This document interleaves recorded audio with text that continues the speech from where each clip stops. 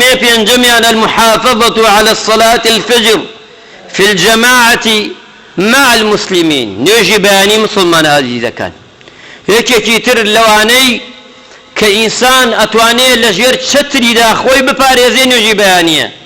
پێغەمبەری نازدارە فەرمێ صلى الله عليه وسلم: من صلى الصبح في الجماعة، هەر کەسێ نوێژی بەیانی بکا بە جەماعەت لەگەڵ ئەهلی مزگەوتە، فهو في ذمة الله.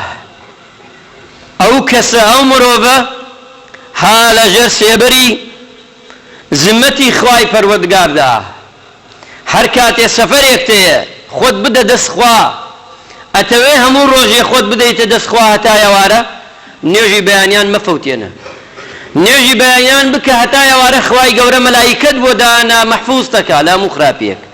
سەفەرێک تەیە سەفەرەکە نوێژی بەیانیت بە جەماعەت بکە و پاشان دەرچۆ، خوای گەورە مەحفوظ دەکا لە هەموو بەڵایەک و مصیبەتێک، ئەگەر بێتە سێت شاو ئاسانی دەکا.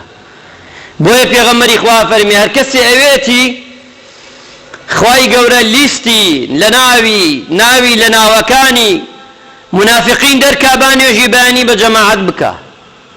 هەر کەسێ ئەوێتی موحید بێ لە ڕۆژی قیامەتە بانگی بکەن بە موحیدی یەخواپەرستی با نوێژی بەیانی بە جەماعەت بکە.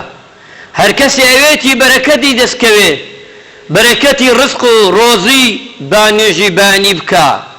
هەر کەسێ ئەوێتی بۆ نمونە بەیانیان نوێژی بەیانی بکە و لەگەڵ ئەوەشدا خوای گەورە بیپارێزێ لە هەموو خراپەکان. کەواتە نوێژی بەیانی ئێمە گەر باسی کەین بەرەکەتی زۆر زۆرە.